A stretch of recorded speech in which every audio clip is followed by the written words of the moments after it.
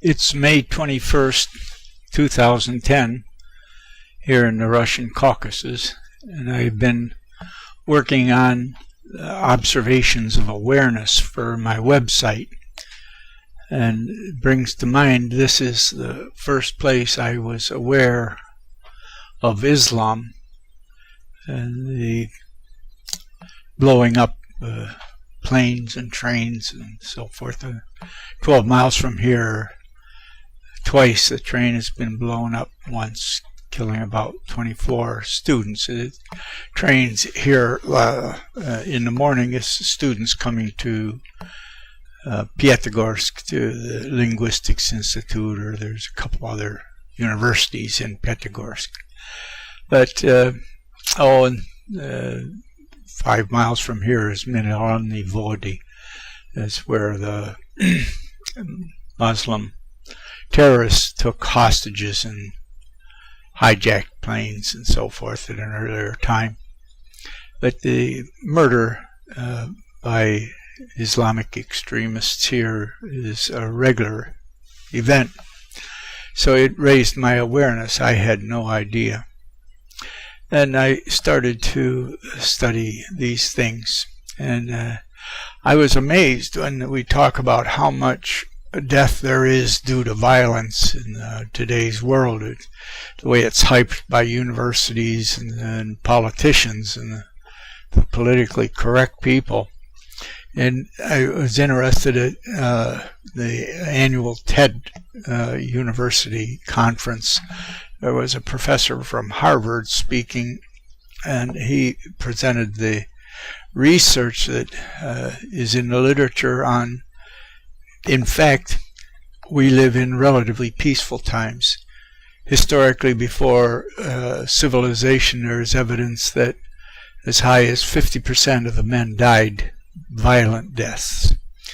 And the number of women dying violent deaths would be close to that, and those that didn't were often taken and forced to be a wife by the capturing tribe from next door. Now, we actually live in a relatively peaceful time. That's because the domestication of the horse around 13,000 years ago led to large armies, and within the jurisdiction of some government, it was relatively safe. Just like in Jesus' time, it was relatively safe to walk down the street because Roman soldiers were keeping law and order. So, that being said, I was alarmed at what I heard about the Muslims here, that the reason the Chechens were moved by Stalin, I was surprised he didn't murder them the way he did native Russians. Of course, to find out Stalin wasn't a Russian, he was a Georgian. At any rate, the reason that the Chechens were moved is the Muslims were joining the German army, the Nazis. The largest panzer division that the Germans had was a Muslim panzer division in the Balkans. I was surprised to learn that. So I started studying these things, and I found that in India, Pakistan, and was something in the order of 100 million murdered. And that's where the Roma or Gypsies came from. They were armies that went into the field with their families and were forced off the land and battled for a couple of generations until they had no more identity and just drifted off. I was interested by their example. We have them all around here at the airport and in the market, carrying a couple babies and begging something, or coming to the door and wanting clothes or something. Anyway, we had them in Pennsylvania when I was a boy too.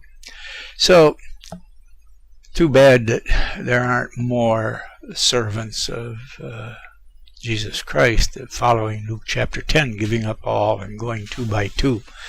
The Roma have certainly proven that it's a workable way of life, and it brings out something of a nice spirit in people. That being said, discovering that in the roughly 1500 years since Muhammad, that Islam has murdered in the order of 150 million. I thought that was just so terrible.